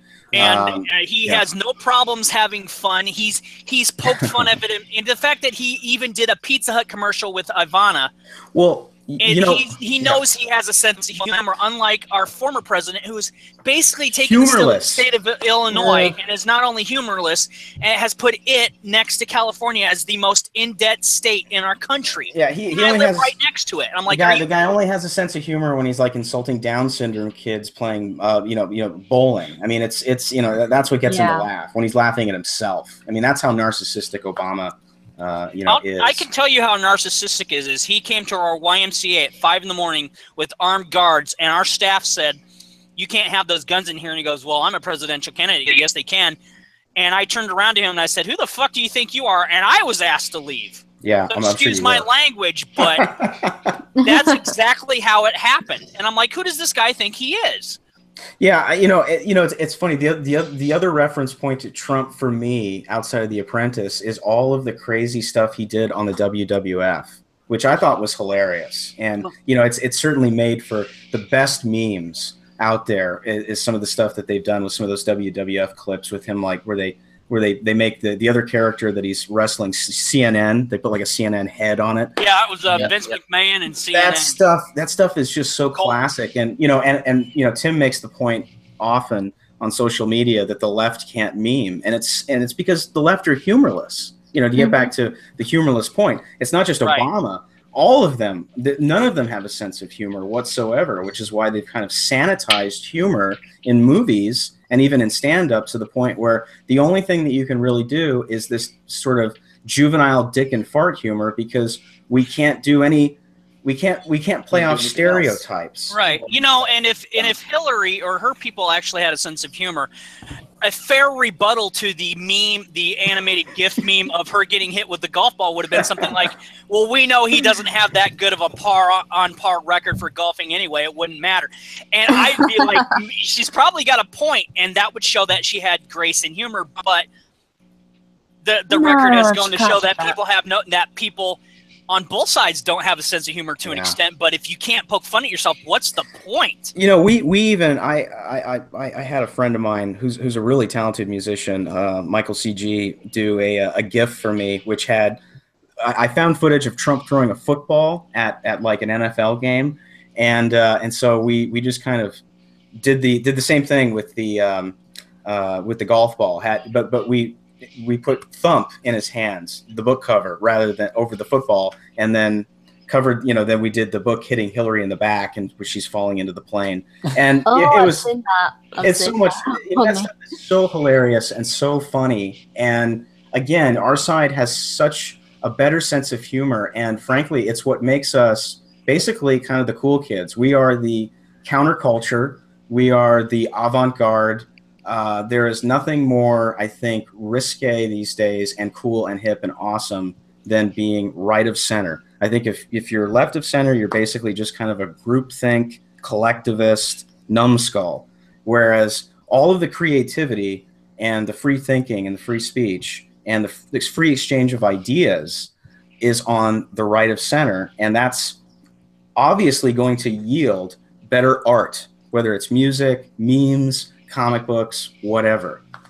So I mean, that's kind of why I think we're going to see somewhat of a maybe a surge in creative forays into pop culture on the right as we go forward into the future, which is a very good thing. Yeah, and I mean it's funny that you should mention the his show The Apprentice and the World Wrestling Entertainment or Federation or whatever it is. Don't forget Pizza Hut. Or Pizza Hut. The left has such a problem with hypocrisy. Oh yeah, they'll go, oh no, he hosted a reality show. Oh no, he went to with wrestlers and blah blah blah. Right. What's that? The Rock The Rock wants to run for office. I'm gonna vote for The Rock. or Kid Rock. Or Kid Rock. Either one. Yeah. Well, he's gonna run Republican, so they're not gonna vote for him. Yeah. Yeah. Who knows what The Rock's gonna do? I mean, a lot of people think that he is kind of right of center, but I've heard otherwise, that he's kind of sort of squishy in the middle. So wouldn't surprise me. I would not be surprised. Me neither. Yeah, me neither. So, but I think the whole pop culture war, when Andrew Breitbart famously said that politics is downstream from culture, he was talking really pop culture.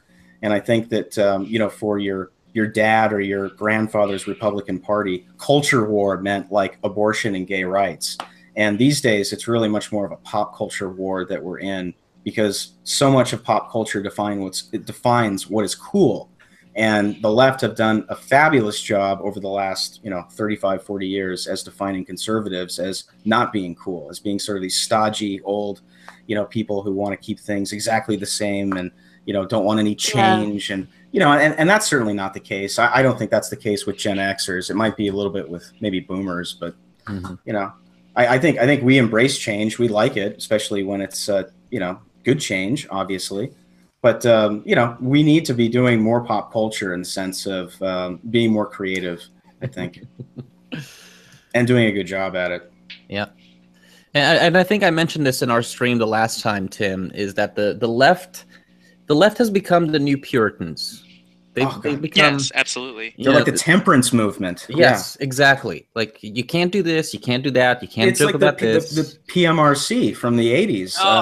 Dade, you remember what was so great about the PMRC? It's Tipper Gore and a bunch of like her, Yenta housewife friends, and like they're all going to do. Yeah, exactly. and then and of course they're the ones, but they're the ones. Let's for those who don't know, who are listening in, they're the ones who came out with. That's where you get the parental warning stickers on albums. That's where I was going with this, and the joke of the whole thing was, they're saying all these shenanigans. You can't do this. You can't do this. You can't do that. And then they get Dee Snider, Frank Zappa, and John Denver of all people. All these musical and political opposites, telling them, you can't tell us what to sing, you can't tell us what to write, and they were basically, let's put a sticker on it. And the irony is, it sold even more. In fact, I'll tell you what the result was for me personally was, when Warren's Cherry Pie came out, not only did I think that should have been named something else, it had the parental warning sticker. Yeah. I was 15 at the time, and my dad's like, do you really want this? It has a girl in a skimpy skirt. And I said, well, I want it because of the sticker. And he followed it, and he was a pre-baby boomer. And he goes, yeah, I don't like those guys either. And he bought it for me for my 15th birthday. There you go. So that's a great story. Yeah, I remember that album cover. And what was suggestive about it? Absolutely nothing, except for where the piece of pie was placed strategically by the music company and what it was supposedly supposed to represent. Whoop-de-doo. Yeah, I thought it was actually pretty creative. In comparison to other things like Black Crowes Amorica's original cover, which was basically just like a straight-on shot of a woman's crotch with a bikini. Very skimpy bikini on, right? From a Hustler magazine, from a Hustler shoot, right? And it's to be one of the great things about it is that it's a red, white, and blue, like a American flag, little bikini bottom, right? But yeah, I mean, there's nothing I don't understand other than just kind of the symbolism going on with this piece of pie. I still have that album. And it should have been called Uncle Tom's Cabin. Or Great song. Thought I should, great song, and it was their first song. I personally thought if you're going to stick with the rock and roll vibe and the sexuality vibe, it should have been called "Loving in Stereo," which was one of the songs on the album. But that's just me. But it's the general idea of people saying that human history has consistently shown that when you say somebody can't do something, what do you think that's going to happen? The exact opposite. When my daughter came out to me and says, Dad, I need to talk to you about something, like, yeah, she goes, I like girls. I said, well, I like girls too. That's why I married your mom. She goes, well, I like girls the way you like mom. I'm like, okay, cool. And she's like, you're okay with that? And I go, eh. And she's like, what do you mean, eh? It's like, I don't live your life. You're my daughter. I love you no matter what. And then she says something to me. She goes, tell me what you really think. And I go, well, if I'm going to tell you what I really think, she goes, I know what you're thinking, Dad. I said, what? She goes, you're just glad I won't be coming home pregnant by some brain dead moron anytime soon, aren't you? Yeah, pretty much. I guess that would be the upside to having that happen. So, but look what happened. I said straight to her, hey, you need to live your life. We love you and support you no matter what. And oh my God, she graduated as an airman first class last week. Oh, I totally suck as a parent. That's awesome. And Dade, you bring up a really good point with that example. Going back to the discussion of the president, it really shocks me as to how little that some of SJWs know. For example, you see it all the time on Twitter. Some SJWs will say, Trump, he's anti-LGBTQ. He wants to burn all the gays. And I just thought to myself, do you know that there's actually a coalition called LGBTQ for Trump? I mean, as far as moral activism goes, he's not concerned about that at all. And there's a real big divide. There's a big sense of cognitive dissonance where some people have no idea. They were just given that talking point by someone, and they had never considered that. And I said, here's the funny thing. I actually never thought I would see the day. I'm a pretty traditional conservative, but I would never see the day where I would be persuaded by Trump to kind of cede certain battles to win a bigger war. And one of the things is the enemy of my enemy is my friend. And so regardless of what I might feel morally about certain issues, the fact that there are people who are willing to be on our side, despite what their lifestyle or what their personal opinion might be, the fact that we are in it together for a greater good, I think that that's something pretty amazing that we're going through right now. And so some people who are like, well, Trump supporters are an echo chamber, I would ask them, I can get you 5 different people who identify as conservatives, and you're going to be very surprised with what you find. There's going to be atheists, there's going to be agnostics, there's going to be gays, lesbians, there's going to be Asians, there's going to be minorities, blacks, Hispanics, and guess what? They're all kind of united. And the reason why is we understand that in a healthy society, you live together dealing with other people's opinions. And going back to what Feiner said a while ago, I know you all saw it, but about a week or 2 weeks ago, I had this really angry fan who kept on messaging me, and he said, I saw the work that you're doing. You're doing work for Vox Day. You're doing work for Thump. Can you disavow all of this? And I said, well, why should I? And they said, well, you obviously agree with their beliefs. And I told them, I have done work for noted feminists. I have done work for a Bernie bro. And his reply was not to argue with me. His reply was just simply, you're going to apologize, and that's it. And I just thought, you're not my mom. That's not how it works, though. I mean, Dade, wouldn't it be...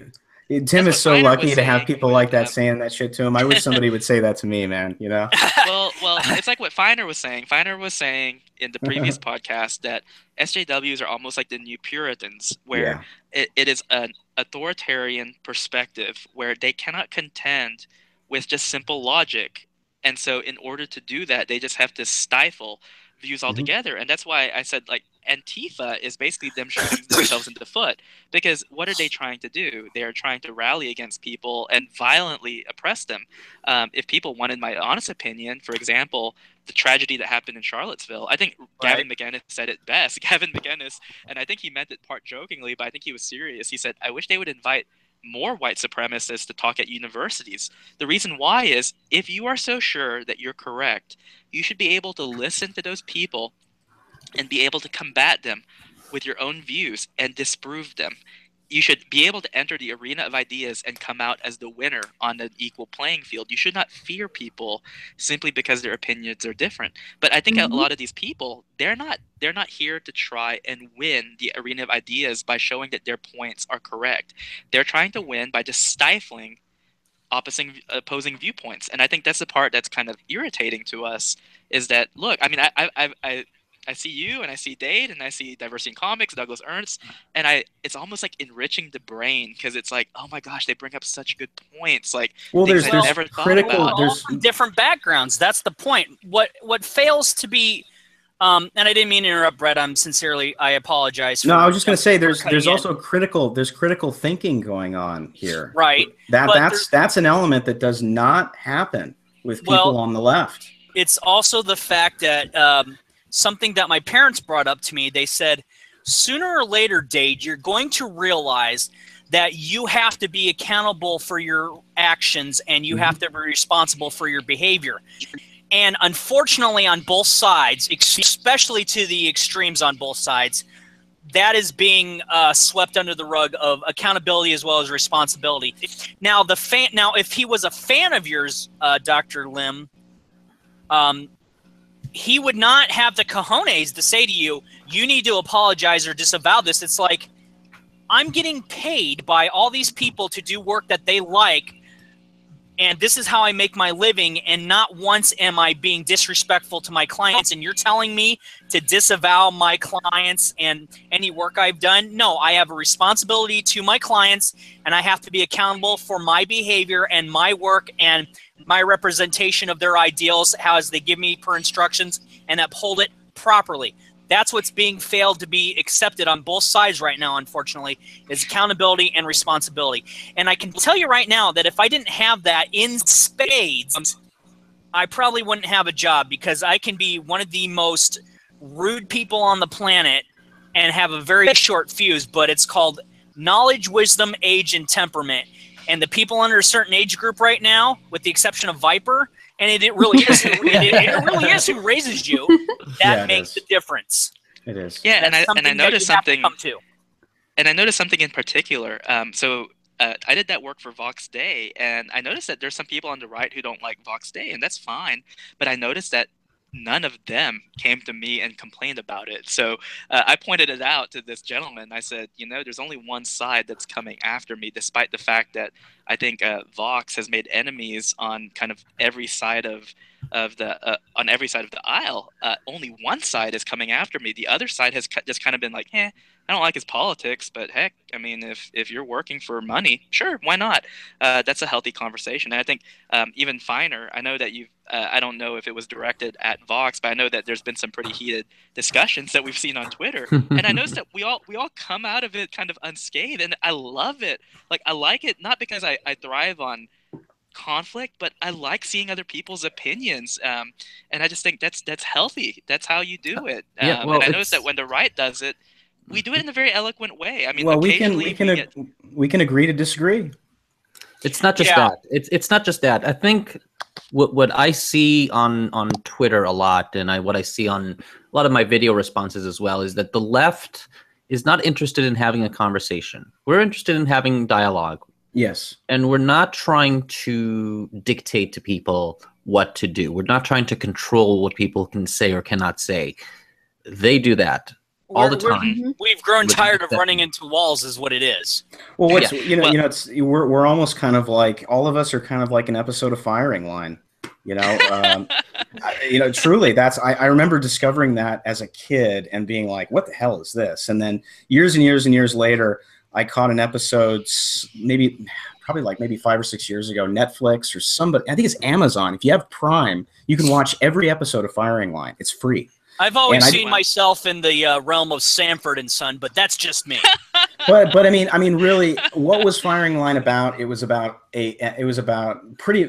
basically an exchange of ideas in a very eloquent manner. And the thing about Buckley was that he would slit your throat, like linguistically, with like that wry smile, and he'd do it with you out. You wouldn't even know it. I mean, there's an episode where he takes down Saul Alinsky just for an hour, and it's just it's just brutal how badass that guy was and what an intellectual he was. But we like the free exchange of ideas. We like the banter. We like, kind of I don't want to say the fight, but in a way we kind of look at it as kind of sort of a combat in a way, combat of ideas.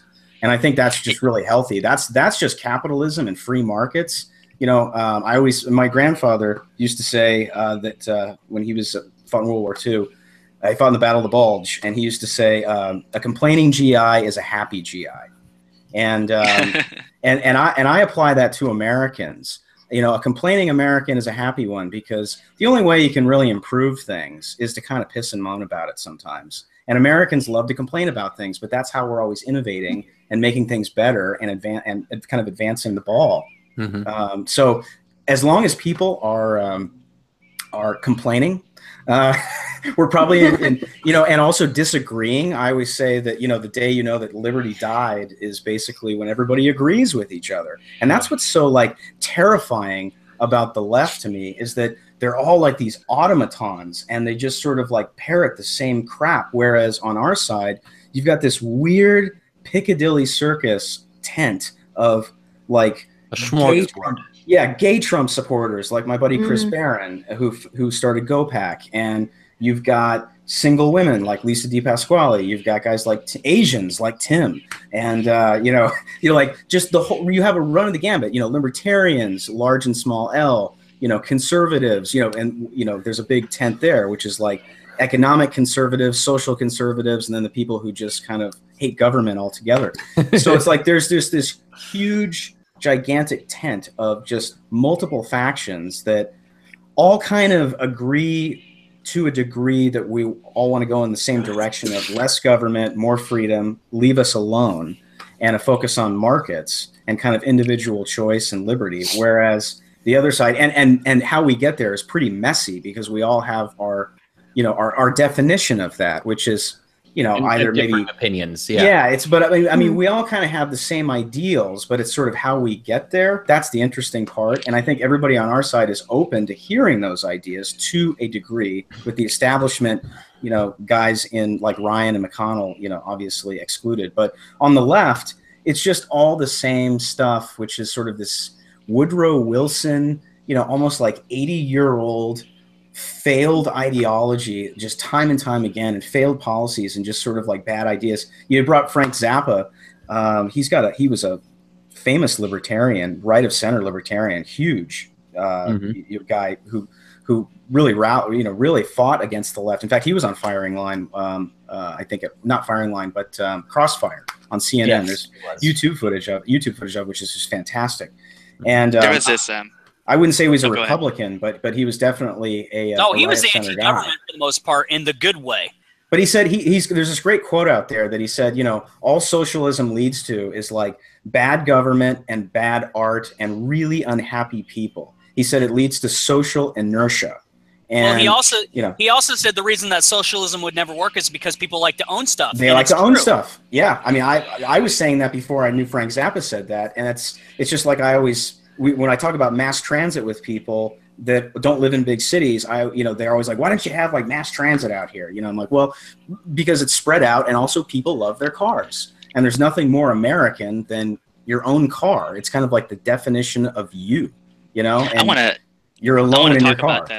I want to talk about that subject real quick with Viper, but I'm going to address Finer here because I'm going to forget in my train of thought. But it was when Finer and myself and a couple of others, I think Vox was in there, we were talking about the concept of nationalism and ethnocentrism and how that applies to Israel. And I just remembered the back and forth. I just sat there. I didn't even comment. I was just reading that because I just thought, oh my gosh, at any time they're going to blow up. They're going to kill each other on Twitter. And it was great. I learned a lot because, I'm fairly pro-Israel, but mostly because I see them as a fairly benevolent country.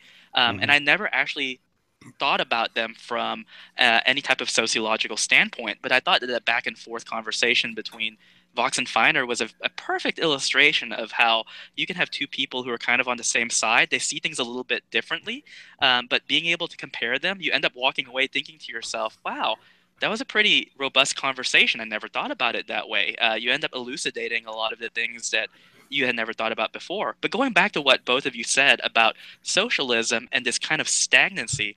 So I'm going to ask Viper this question. When I lived in Europe for a number of years, in France and in Austria, and Right. I never wanted to stay there, and I'll tell you why. And I don't think it applies to the UK, and that's why I say it's France and Austria. The thing that unnerved me the most was I could not have conversations with people because everyone agreed with each other. So I distinctly remembered that, for example, the Austrians loved long dinners. A dinner here in America, 45 minutes to an hour, maybe if you really like the person, hour and a half. But in Austria, whenever you got together with friends, it was an all evening thing. It would go from 6 till 10 or from 6 to midnight, and it would just be people talking. But I realized it was not people talking about things of substance. It was all things like, oh, the weather was so nice. Oh, I went hiking today.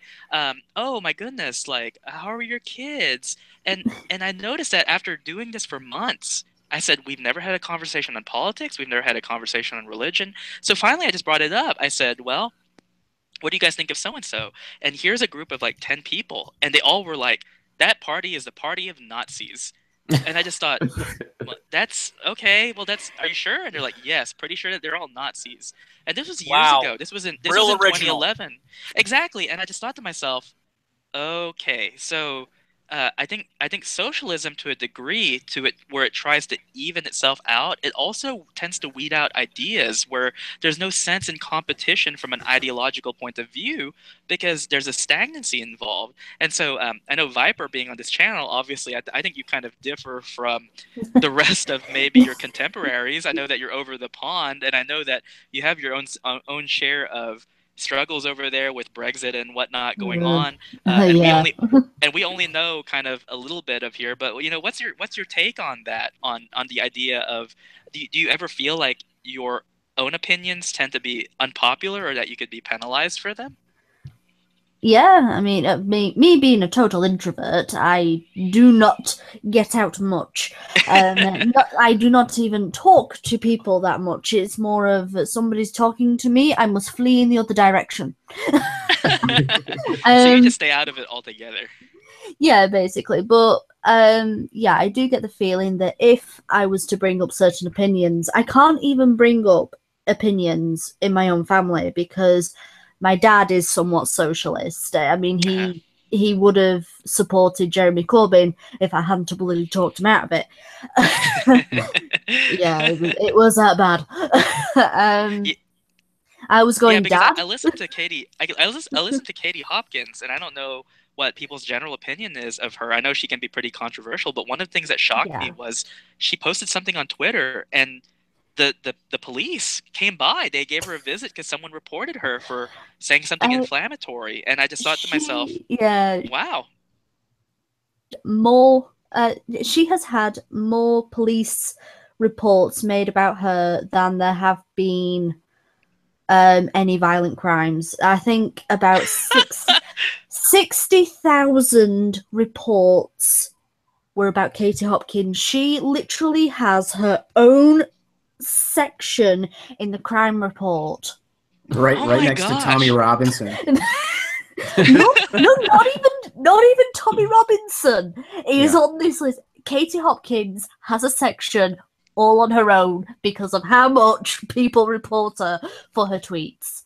Oh my goodness. Yeah, and that's something that most people here don't know about. I found out by accident. I was listening to her on a talk radio show, and I was surprised, with her accent. And she was telling us that she was telling that story, and I had no idea that it was like that. And it's funny because I think here in the States we don't really have a concept of that, because honestly we kind of trash talk each other all the time, and there's no real repercussions for it. But I think that type of reality in other places is something that we take for granted over here. Yeah, I mean, there is the sense of if I want to be safe, I've got to agree with everything. Yeah, or I've got to sort of play along. But you can tell who the people are over here who do not have the same opinions as what is the correct one in society's eyes. I am one of these people that I will say there should be bloody gun rights over here in England because I'm getting bloody scared. Well, we agree with you. Yeah, we do. I mean, I've got a bow. That's all I've got. But, yeah, I mean, my stance on immigration is I think that Britain should be totally shut off because of what's been happening. Well, there you go. Yeah, but I can't say these type of things because I could be arrested. It's actually happened twice in Scotland already. I'm sure everybody has heard of Count Dankula. Yep. Where basically, yes. Yeah, no, seriously, they tried to throw him in jail just because he didn't agree with what everybody else said. Yeah. And it's like, okay, I don't know who you think. In fact, I want you to stay on topic here, Viper. I want to throw in that I put on a tweet that's still on my board that basically said, France, I don't know who you think you are, but you don't tell us in America what we can or can't do. We are not your country, and something along those lines. And Twitter got on my case about it, and I said, I really don't care what your terms of service are. France does not tell America what to do because they don't own us. Yeah, exactly. Yeah. And it's that mentality that people are using Twitter as basically taking the best pot shots and the cheap shots across the board, where if you were actually to say to their face, they would get defensive and call the police. And here in Davenport, we would look at you and we would say, dude, you need to go across the river there. We don't want you here. Yeah. Cool. Now, Tim, do you know Count Dankula at all? Have you heard about that case? No, I have not. That's a new one for me. That's why when she said it, I laughed. You want to elucidate him? Yeah, I will elucidate him. Count Dankula is a YouTuber who does comment on political situations, and he did a video which went viral of his pet pug doing gimme paw. That's it. Just lifting up the paw. But he trained it to lift the paw whenever he said Zeke Heil. Oh God. And he made the video where the pug was actually watching Hitler, making it seem like the pug was a total Nazi. And saying gas the Jews and the dog. Yeah, gas the Jews and everything. And Count Dankula got arrested for hate speech. So everybody was about the Oh my gosh. This is just like Jordan Peterson up in Canada. I think he's in Toronto with the pronouns that the government has now said that everybody has to use, and if you don't use the what are the non-binary pronouns? I believe they are. Right. Yeah, F all of that.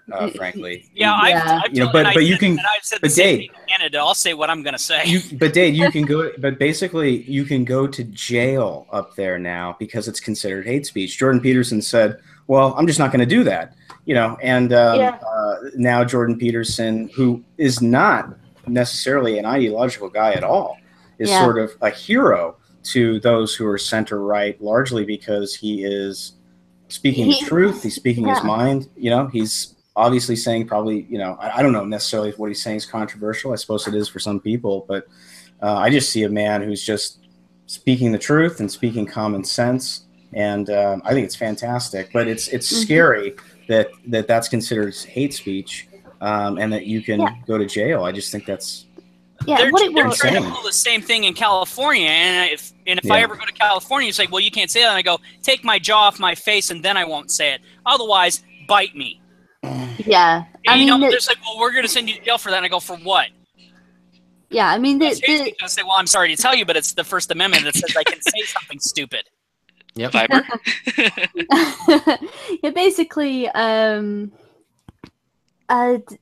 that's all the video was making a joke with a pug, lifting up a paw, whatever, Zeke Heil was mentioned. That's all it was, and he was taken away. And I did say that there was 2 instances of Scottish people being arrested. The other one was another YouTuber called Goodfella, and his is rather recent. Basically, he made a tweet round about the time gay pride was going on in Scotland, and his tweet was, "Where's a Muslim with a truck when you need one? Hashtag gay pride." Oh my gosh. Oh, man. They arrested him. Yeah, Gosh. they arrested him. But what Dade, his... yeah. Yeah. That's just insane. I mean, back in the day, you know, and I guess now that I'm 40, I can actually say that with some authority. Back in the day, Dade, you can attest to this, that, okay, I think the pug thing and I think that joke would have been considered just kind of edgy material, you know, and that would be kind of it. You look at things like Eddie Murphy Raw and Richard Pryor and just some of these guys who were just killers of comedy back in the day that could get away with more because there wasn't this hypersensitivity. But I would think that both those jokes back when we were kids and boomers were in charge of everything in their prime earning years, they probably would have just chuckled at that. Whereas today, I'd say probably like 90% of Gen Xers would laugh at that and put it into context. But millennials are like, oh God, you know, it's like hot potato, you know, it's ridiculous. Yeah. Well, the difference was, guys, is Gen Xers were at the tail end to the very end of the Cold War, so we had bigger taboos about our friends over in Russia now, or our extended family members over in Russia, depending on who you are, as opposed to something that happened in the 1940s, which we have appreciation for, but we didn't live through. Mm. So we would just roll our eyes and be like, well, that's pretty edgy and pretty good, but we would have more of the taboo of you can't talk about Russia because reasons. Mm-hmm. Yeah. What's happening with the millennials is these idiots. You know, my daughter's one, but she just can't stand them neither. And it's these idiots stand because they didn't live through that. So if they see the Russia stuff, oh my God, you know, do you understand how much we were scared more of getting nuked by Russia over two guys having a pissing contest as opposed to, you know, just because you don't like the cut or global the warming. cut of somebody's jib. I mean, we were scared of the MX missile and all this stuff back in the 80s more than we were global warming or really anything, because, you know, I mean, especially boomers, they lived through the whole era of like duck and cover under your desk and, you know, as if that's going to help anything. But, you know, it's like that's kind of what their reference point was total annihilation by Russia. Whereas we came to kind of the back end of the Cold War where there was still that fear and still that threat each and every day that there could be nuclear annihilation, because we were living through an arms race. And Reagan was building more nukes to outspend the Soviets to basically bankrupt them. And that's exactly what they planned to do. And that's exactly what they did, along with, you know, rock and roll and bootleg VHS tapes of Rambo and, you know, movies being smuggled into the USSR, that first McDonald's in Red Square. I mean, all of that was just sort of like multiple sledgehammers going after that same pillar of communism until it finally just buckled and it fell apart. Well, that's also kind of the thing that they don't understand, that that's what socialism leads to. It leads to what happened Mussolini in Italy and communism with Stalin. They don't understand that. Yeah, absolutely. Yeah, they don't understand that. Mm-hmm. And they're so pampered and spoiled, they wouldn't know what to do if a zombie apocalypse happened tomorrow, where my fat butt would be out killing Farmer John's cow with a buck knife. Well, it's like I said, again, when societies and cultures have it really easy, I would imagine that the propensity is to probably sit around and not probably more than likely take it for granted, and also, probably do some unnecessary complaining, you know, about how bad you got it. First world problems, basically.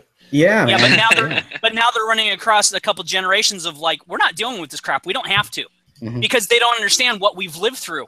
Mm-hmm. Well, they don't exactly. They don't have any reference point, and it's the same with the economy. You know, ever since GWB, we've had about 1.2% GDP. There's, you know, we had a little bit of a run up in the housing boom in the mid 2000s, but, you know, for the most part, for Gen Xers, since they've been out of college, and also for millennials, they've never really had or known of a really rock and roll economy like the 80s were, where we had an average during Reagan and well into Bush and Clinton of 3 to 4% GDP every quarter. I mean, every quarter. Yeah. Reagan had 5, 6, 7, 8% GDP in, I think, like the 84, 85. I mean, things were just on fire.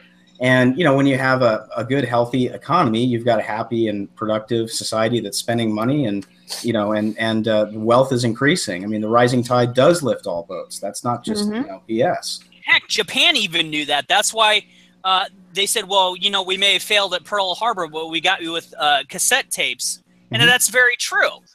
And VHS and everything else. I mean, they're really good at like taking some of our ideas and like making them better or making them smaller. You know, but I always kind of look at Japan as like they're not really innovators like America is. America is just all about innovation, because that's kind of the key to reaching for the brass ring. You know, it's like with Tim and I and my Thump. point is we had a good rivalry with Japan, and people don't realize that. And people would look back at a movie like Gung Ho and say, "This really happened." It's like, well, I just watched that recently. It's an exaggeration, but we really did have that competitive spirit between the two companies which is something we need to get back to. But they don't understand that they don't have any reference. It's like, how do you guys forget 9/11? Oh, yeah, if you lived through the 80s, you remember that, you know, there was tremendous pride in America, and the West really was the best. And if you messed with the West, you got the best, you know. And like my brother used to say all this stuff. He's got 10 years on me, so he was in his early 20s in the 80s, and out at, you know, going to school in Pepperdine, living in Malibu, and partying with Rob Lowe. You know,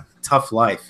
But he used to say stuff like, you know, this is the United States of kiss my ass, and that was kind of the attitude in the 80s, that we were the best, we were the top dogs. Nobody was going to beat us militarily, politically, or economically. We're hot shit. Everybody knows it.